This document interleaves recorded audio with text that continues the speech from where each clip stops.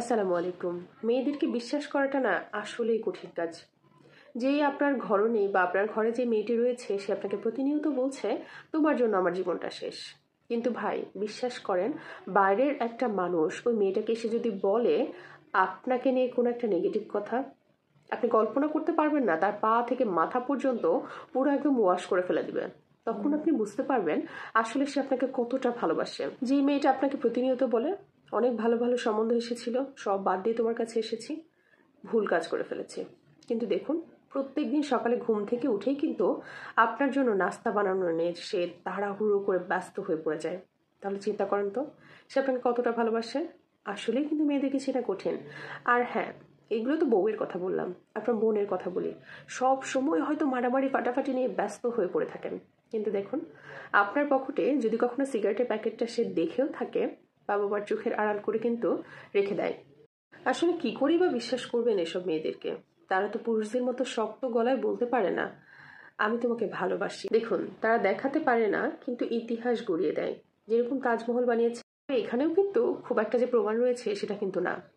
আসলে তারা ভালোবাসি বলতে পারে না, কিন্তু চোখ থেকে টপ টপ করে পানি ফেলতে পারে। আপনারা ছেলেরা মেয়েদেরকে কিছু কথা বলে কিন্তু তাদের মনটাকে একদম গলিয়ে ফেলতে পারেন। আপনারা তো তাদের পুরো পৃথিবী। হ্যাঁ, আপনাদের কাছ থেকে পাওয়া দুঃখগুলো মেয়েরা চাইলেই কিন্তু অন্য কাউকে বলতে পারে, বা সংসারে স্বামী স্ত্রীর মধ্যে বাগবিতণ্ডা হলে তারা কিন্তু অন্য কাউকে গিয়ে বলতে পারে, শেয়ার করতে পারে। কিন্তু যতক্ষণ পর্যন্ত তার সহ্যের মধ্যে থাকে, সে যতক্ষণ পর্যন্ত আপনার দুঃখ কষ্টগুলো সহ্য করতে পারে, সে কিন্তু অন্য কাউকে গিয়ে বলে না। কারণ কেন জানেন? কারণ আপনি ছোট হয়ে যাবেন বলে।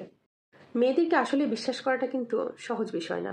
অনেক সময় বাবার মুখের দিকে তাকিয়ে নিজের ভালোবাসাটাকে বিসর্জন দিয়ে দেয়, আবার অনেক সময় ভালোবাসার মানুষটাকে পাওয়ার জন্য নিজের যৌবনটাকে বিসর্জন দিয়ে দেয়।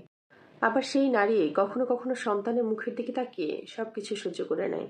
আর দিন শেষে শেষ বয়সে ওই নারীকে সাদা কাপড় পরে বৃদ্ধাশ্রমে চলে যেতে হয়।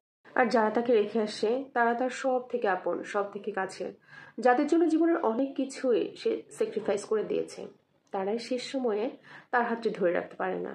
আর সেই নারী কত কিছুই না ঢেকে চলেছে শুধুমাত্র তাদের জন্য। আসলেই বলবো, নারীকে চেনা ভীষণ কঠিন। তারা আসলে অন্তরে একরকম, মুখে হয়তো আরেক রকম। মুখে আপনাকে বলছে আপনাকে ভালোবাসে না, কিন্তু অন্তরে পাগলের মতো আপনাকে চায়, পাগলের মতো আপনাকে ভালোবাসে। মুখে হয়তো বলছে তোমার সাথে থেকে আমার জীবনটা শেষ করে ফেলেছে, কিন্তু বিশ্বাস করেন সে অন্তরে হয়তো চেয়ে বসে রয়েছে আপনার সাথে পুরো জীবনটা সুন্দরভাবে কাটাবে। ছোট্ট একটা উদাহরণ দিই, অনেক সময় নারী রেগে গিয়ে বলে না আজকে তোমার জন্য আর কোনো কিছু রান্না করতে পারবো না, কিন্তু বিশ্বাস করেন ওই দিনই দেখবেন আপনার জন্য আপনার পছন্দের যত রকম জিনিস রয়েছে সে রান্না করে নিয়ে বসে থাকে। এটা কিন্তু তার ভালোবাসার বহিঃপ্রকাশ। কথাগুলো রশ্মি বিনতে মেহেদি আপু লিখেছেন, ভীষণ পরিমাণে ভালো লেগেছে। আমি আমার মতো করে বলার চেষ্টা করেছি, আশা করি আপনাদের ভালো লাগবে।